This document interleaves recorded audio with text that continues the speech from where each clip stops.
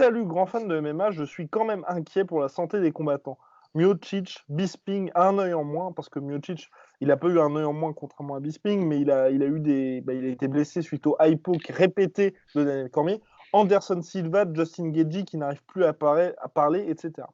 Des exemples d'anciens et nouveaux combattants mal en point. Est-ce vraiment sérieux? Quel est le protocole de l'UFC sur ce point? Délai entre chaque combat, combattant déclaré inapte, y a-t-il un protocole commotion comme au rugby? Doit-on s'en inspirer? Toujours au top, la team La Sueur.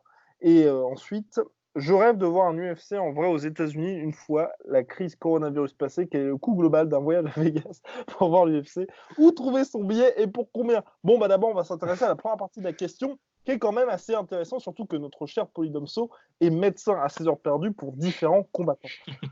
Il n'y a pas de protocole par l'UFC. Il n'y en a pas. Il y a des protocoles par les commissions athlétiques des différents États qui vont avoir des règles qui leur sont propres. Et selon l'envie de l'UFC, ils peuvent magouiller, faire combattre des combattants qui ne pourraient pas combattre dans certains États, dans des réserves indiennes ou dans d'autres États qui n'ont pas les mêmes règles. C'est comme ça qu'on a vu Bisping qui a combattu juste après se mettre knockdown par Georges Saint-Pierre, quelques semaines après à Shanghai. Ouais, ou même Arlovski. Arlovski, vous reverrez, il combat tout le temps dans des sombres états, c'est pas, voyez, il y a des trucs comme ça en fait, et c'est la jungle, il y a pas de règles, et puis il y a pas d'accompagnement après la retraite sportive. Là, vous pouvez crever, c'est ça la règle. Essayez de capitaliser un max pour parer à ces éventualités, parce que l'UFC vous accompagnera pas. Derrière. En tout cas, peut-être je dis une connerie, mais moi, jusqu'à présent, ils ont fait staff pour personne. Ouais, c'est ce que, honnêtement, j'ai pas non plus entendu d'anecdotes de combattants qui disaient bon, bah voilà, après ma carrière, l'UFC m'a pris en charge quand j'ai commencé à avoir des problèmes, etc. Et c'est vrai que, non, c'est hyper sérieux. Et moi, en fait, tous les combattants, généralement, ont des problèmes après leur carrière, que ce soit physique ou que ce soit neurodégénératif. Et moi, il y a un exemple, alors je sais même plus s'il a été à l'UFC, mais ça m'avait marqué vraiment parce que lui, il disait, maintenant, ma vie est flinguée. C'est, purée, il a combattu Fedor au Rings. Il a été au Renato Sobral.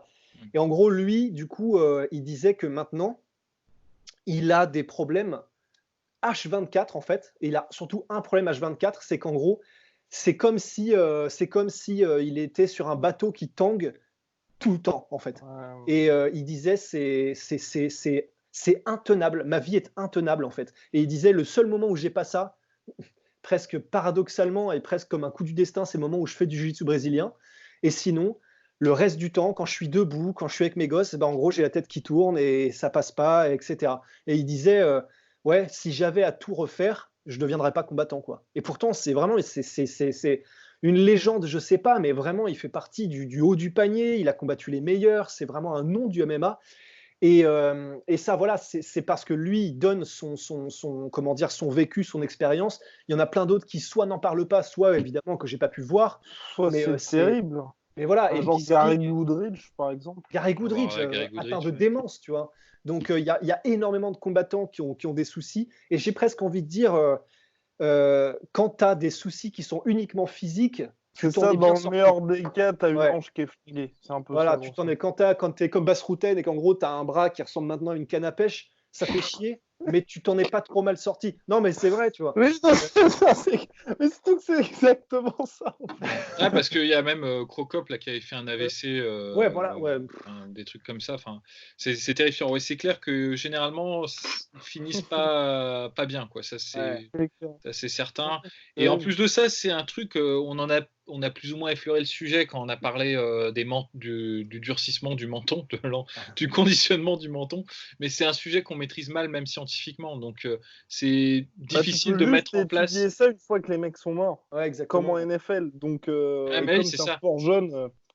Et alors en boxe, il y a des règles qui sont, tu peux pas prendre un KO, tu peux pas combattre un certain temps après avoir pris un KO, mais elles sont pas applicables en MMA.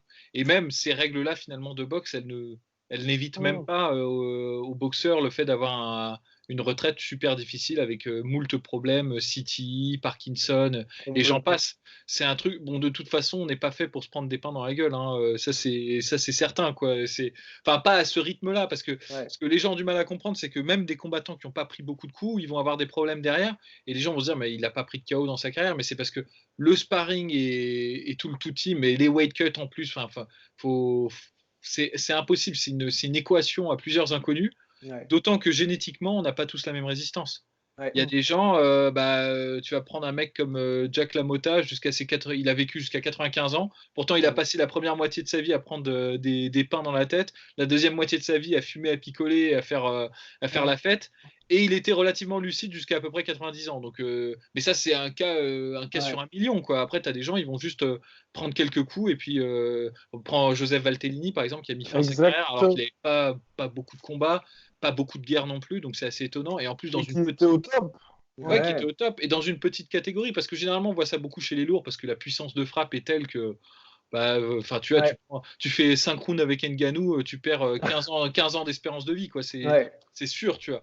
Et mais même, tu vois, même un mec comme Valtellini, qui pourtant était au top, c'est super bien entraîné, devait avoir un entourage aux petits soins pour lui, ça n'a pas empêché que il avait peut-être une résistance moindre par rapport à un mec comme Jacques LaMotta, Mark Hunt ou des mecs comme ça. Mais même le mec de Team Alpha Male là, qui a dû mettre fin à sa carrière à cause d'un mauvais sparring. Voilà. Mac Danzig, ouais, c'est avec Dillashaw d'ailleurs. Exactement. Des belles pages de la vie de Dillashaw. Toujours dans les sales coups, lui. Hein.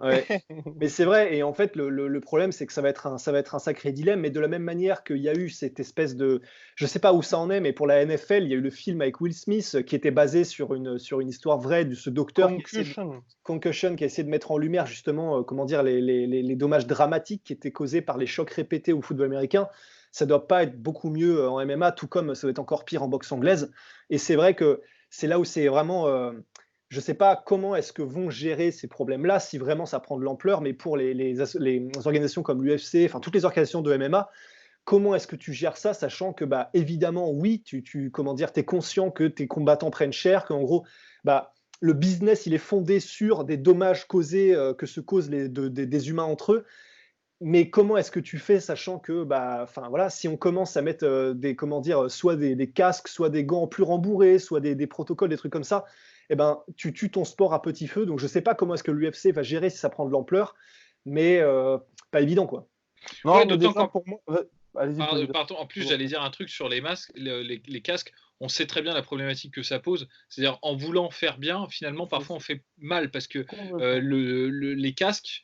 Par exemple, on ne sait pas si ça a un effet positif ou négatif sur les impacts au cerveau. On voit les Jeux Olympiques, ils les ont retirés de la boxe amateur, là pour les JO de Rio, peut-être pour les JO de Tokyo l'année prochaine. Je ne sais pas quelle sera la règle là-dessus, mais donc on ne sait même pas. Et même moi, à titre personnel, je vais donner une petite information. Le seul knockdown que j'ai jamais pris en sparring, je l'ai pris avec un casque. Je l'ai jamais pris sans casque.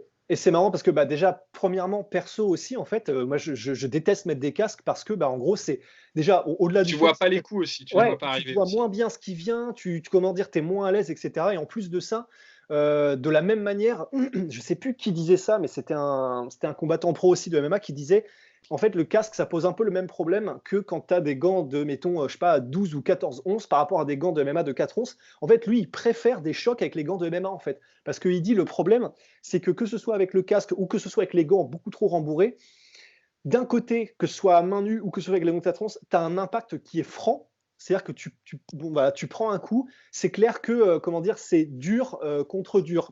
Il y a l'impact, ton cerveau le comprend d'une certaine manière, et en gros, tandis qu'il disait, et en vrai, instinctivement, je pense la même chose, je crois, quand c'est énormément rembourré, tu as un côté un peu spongieux qui fait que absorption, et après, ça renvoie un peu un espèce de choc, c'est extrêmement vicieux, et en gros, ça sonne presque plus, ça déstabilise plus, et perso, je déteste ça aussi, en fait. Donc, et au-delà du détail et de l'anecdote personnelle qu'on a donnée avec Polydomso, en plus de ça, il n'y a pas vraiment d'études qui ont été faites sur l'avantage qui serait clair du casque. Donc,